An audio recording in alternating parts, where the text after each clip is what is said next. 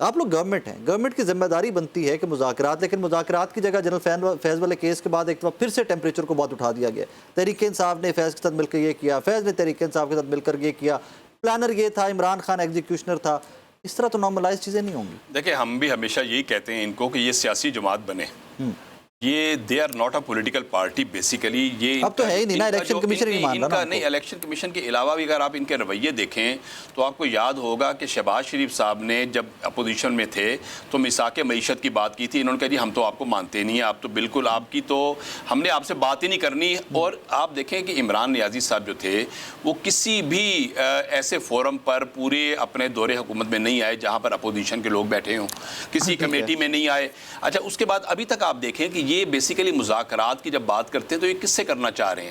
مذاکرات ہوتے ہیں پولیٹیکل پارٹیز کے درمیان میں. یہ ایک فاشسٹ سوچ کے تحت یہ پارٹی بنی ہے اور ابھی بھی اسی سوچ کو یہ پروموٹ کر رہے ہیں کہ ہم نے اپنے علاوہ اگر کسی سے بات کرنی ہے تو جن سے یہ بات کرنا چاہتے ہیں وہ ان سے بات نہیں کرنا چاہ رہے آج. اچھا اگر وہ کر لیں تو ٹھیک ہے، وہ کرنا کیوں کر رہے ہیں؟ دیکھیں اصل چیز کیا ہے. خواجہ آصف صاحب 2019 میں ملاقاتیں کرتے تھے نا. دیکھیں یاد ہے 2019 میں خواجہ صاحب ملاقاتیں کرتے رہے. دیکھیں ڈائیلاگ جو ہوتا ہے نا، ڈائیلاگ ہوتا ہے پولیٹیکل پارٹیز کے درمیان میں سیٹلمنٹ کے حوالے سے، اس لیے کہ یہ ایک حسن ہے یہ اس کا ڈیموکریسی کا کہ اس کے اندر اپوزیشن بھی ہوتی ہے، وہ اپنا رول پلے کرتی ہے، اس میں حکومت بھی ہوتی ہے. اپوزیشن جو ہے وہ حکومت پہ تنقید کرتی ہے، اس کو سجیشنز دیتی ہے کہ آپ کے یہاں پر امپروومنٹ کی گنجائش ہے. تو میرا خیال یہ ہے کہ ان کو ایک پولیٹیکل پارٹی بننا چاہیے. یہ ایک بھانمتی کا کنبہ بنا ہوا ہے جس میں کوئی میں اسمبلی میں جب جاتا ہوں تو حقیقت ہے کہ ان کے جتنے بھی ایم این ایز ہیں ان کو کسی کو کوئی ڈائریکشن آ رہی ہے، کسی کو کوئی ڈائریکشن آ رہی ہے. ان کو ہمیں واللہ عالم ہمیں نہیں پتا، لیکن یہ کنفیوزڈ لوگ ہیں. ان میں کسی کو پتا نہیں ہے کہ انہوں نے کس سمت کے اندر جانا ہے، اور جو بھی اپنے کوئی ضمیر کے مطابق بات کرنا چاہ رہا ہوتا ہے اگلے دن اس کو یہاں پر سوال پتہ ہے کیا پیدا ہوتا ہے. اب دیکھیں میری بات سنیں، اب ان میں سے تقریباً 10-12 ارکان اسمبلی نے این ڈی یو میں national security work shop join کر لی، فوری طور پہ ان پر غداری کا فتویٰ لگ گیا. اب مجھے بتائیں آپ، اچھا اس پہ آئی تھنک فیصل صاحب بھی متفق نہیں ہوں گے اسے. آپ نہیں سر، یہ کوئی معمولی چیز نہیں ہے. این ڈی یو میں نے بھی کیا ہے، میں نے سن 2009 میں این ڈی یو کیا تھا. نیشنل سیکیورٹی ورک شاپ وہ اتنا بڑا ایکسپیرینس ہوتا ہے، وہ لائف ٹائم ایکسپیرینس ہوتا ہے، اور آپ کو اتنی انفارمیشن، اتنا آپ کو ایکسپوئر مل ہی نہیں سکتا جو آپ 6 ہفتوں کے اندر گین کرتے ہیں. اب جب ان کے لوگ وہاں پر گئے، وہ جب واپس آئے ان کو اوپر فتوے لگا دیے گئے، ان کو کہا گیا کہ آپ غدار ہیں پارٹی کے، آپ پارٹی کے میر جعفر اور میر صادق ہیں. تو اور یہ بات کا انٹرنل میٹر تھا. میں ٹی وی کے اوپر بیٹھ کے یہ بات قیدی نمبر 804 سے ڈائریکٹلی آتی ہے. فیصل صاحب آپ پلیز بتا دیں، میں دنیا کو کیا بتاؤں کہ وہ معاملہ کیا تھا این ڈی یو والا، اس سے پہلے اسمبلی میں کیا ہوا تھا، نیشنل اسمبلی آپ لوگ کی پارلیمانی کمیٹی کا جو اجلاس تھا اس میں کیا ہوا تھا. آپ ہی ذرا پلیز تفصیلات بتا دیں، میں تو بتانے سے رہا ہوں. آپ راج صاحب تسی مینوں پساؤ گو. نہیں میں نہیں تعلق پساؤ، تسی دسو گے. نہیں اصل میں سر بات یہ ہے کہ دیکھیں نا، یہ اس بات میں تو وزن ہے. دیکھیں حافظ نعمان صاحب کی یہ بات اگر ہم خود ہی اپنے لوگوں کو این ڈی یو کا کورس تو میں بھی کرنا چاہ رہا ہوں. If I get a chance I will. وہ اس لیے کہ بہت زیادہ ایکسپوجر ہوتا ہے اور وہ آپ کو اپنے جو ڈائنامکس ہے سیکورٹی کے اس کے بڑا پتہ لگتے ہیں. مطلب ایجوکیشن جو ہے وہ تو ایجوکیشن ہوتی ہے. پھر وہاں پہ ایم این ایز گئے ہیں، انہوں نے عمران خان کا مقدمہ لڑایا وہاں پہ. اسی وہاں پہ یہ بات ہوئی ہے. اب ایشو یہ ہے کہ ہم جو پارٹی کے جو اپنے معاملات ہیں وہ تو اب میں ذرا ڈسکس پھر کرتا ہوں. پھر ہمارے سوشل میڈیا والے ہمارے لڑکے کہتے ہیں جی کہ تو آپ اپنے جو ہے وہ کیوں کرتے ہیں. تو ایشو یہ ہے سر کہ اب حل کیا، یہ سارے مسائل ہیں. دیکھیں یہ مسائل ہیں اور اس میں نقصان ہو رہا ہے پاکستان کا.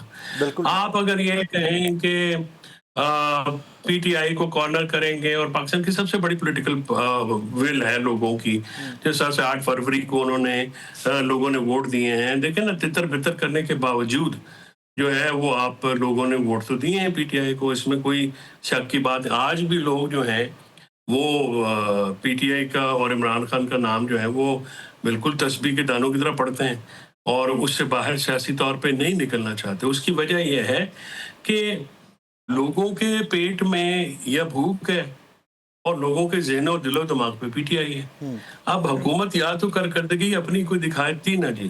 اب کہ جی اس میں کوئی آپ ذمہ دار کو مطمئن کرتے ہیں، آپ تاجر کو مطمئن मुतमईन करते, आप आजर को अजीर को मुतमईन करते, आप कोई ट्रेडर्स को या कारोबारी तबके को आप अंदाजा लगाएं कि पिछले एक महीने में जो पिछले एक साल में 90,000 बंदा टेक्सटाइल इंडस्ट्री से बाहर हुआ है, यानी 90,000 फैमिलीज। तो ये एप्टमा के फिगर है, मेरे अपने जाती फिगर नहीं। और इसी तरह से आप दूसरे इंडस्ट्रीज के जाके चैम्बर ऑफ कॉमर्स से जाके फिगर्स ले लीजिए साकिब साहब, आपकी कोई चीज नहीं चल रही है। फॉरेन ट्रांसफर ट्रेड में बावजूद सिक्योरिटी रीजंस जो हैं वो अफगानिस्तान का भी उसमें बहुत बड़ा हाथ है, बट उसमें भी बहुत ज्यादा सफर हो रहा है। यानी हमारा जो पैरिशेबल और नॉन पैरिशेबल आइटम्स हैं, ईडेबल्स और नॉन ईडेबल्स, वो भी रुके हुए हैं। फैसलाबाद में आपको पता है टेक्सटाइल के जो कपड़े का रेट गिर गया है, बिकॉज यहाँ से सेंट्रल स्टेट्स में जाता था कपड़ा थ्रू अफगानिस्तान ट्रेड, वो रुका हुआ है। सो देयर आर इश्यूज जो कि देखें जब तक हल नहीं होंगे ना पाकिस्तान आगे नहीं चलेगा।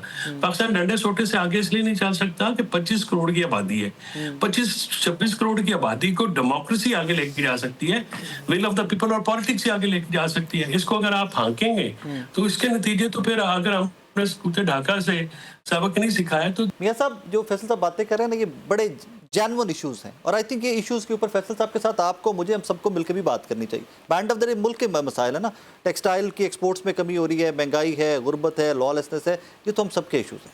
गवर्नमेंट आंसरेबल जरूर होती है, लेकिन मेरा ख्याल ये है कि ये भूल रहे हैं, इनको गलत फहमी हो गई है। ये उस लीडर के पैरोकार हैं जो अपने मुंह से कहता था कि पाकिस्तान श्रीलंका बनने लगा है, पाकिस्तान डिफ़ॉल्ट होने लगा है, पाकिस्तान तबाही के दहाने पे के किनारे पे खड़ा है और किसी भी वक्त उसमें गिर सकता है। और उसके बाद जब आपने देखा कि शहबाज शरीफ साहब ने टेक ओवर किया और इस मुल्क को फिर दोबारा मईशत की राह पे डाला और इसका ट्रैक ठीक किया, इसकी सिमत दुरुस्त की, तो आपने फिर देखा कि आज अल्लाह ताला की मेहरबानी से पाकिस्तान में इन्फ्लेशन 39% से नीचे आके वो भी शहबाज साहब के दौर में, मैं आपको बताऊं, आजकल मैं आपको लेकिन वो 39% भी शहबाज साहब का दौर था। बिल्कुल नहीं, तो उस दौर से वो इन्होंने इनहेरिट किया था, इमरान नियाजी साहब से इनहेरिट किया, और 39 से नीचे 4% पे आया।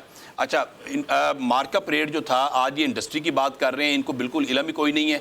इस वक्त इंडस्ट्री जो है एक्सपोर्ट आपकी बूम पे जा रही है, एक्सपोर्ट आपकी टॉप पे जा रही है। कौन सी? आपकी टेक्सटाइल इंडस्ट्री इस वक्त फ्लोरिश कर रही है। उन्होंने एप्टमा के फिगर्स दिए हैं, मुझे नहीं पता वो एप्टमा के फिगर्स इन्होंने कहां से लिए हैं, लेकिन इस वक्त कोई ह्यू एंड क्राई नहीं है। आप मुझे बताएं कि इस वक्त एप्टमा की कोई एक रिप्रेजेंटेशन हुकूमत के पास गई है कि जी जो जिन्होंने कहा हो कि जनाब हम इस वक्त लॉस के अंदर हैं और इसके लिए गवर्नमेंट ये वाले मैयर ले। इस वक्त आप देखें कि आपकी एक्सपोर्ट्स अरूज के ऊपर हैं, आपकी इंडस्ट्री जो है वो 26% से रेट नीचे आके आप 11% पे मार्कअप लेकर आए, इंडस्ट्री आज वायबल हो गई है।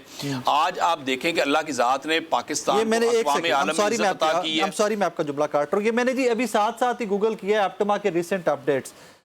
Citing poor government policies and punitive taxes, delayed sales tax refunds, rupees 182 billion stuck, and an uneven playing field from the duty-free imports leading to 100+ million mills closure.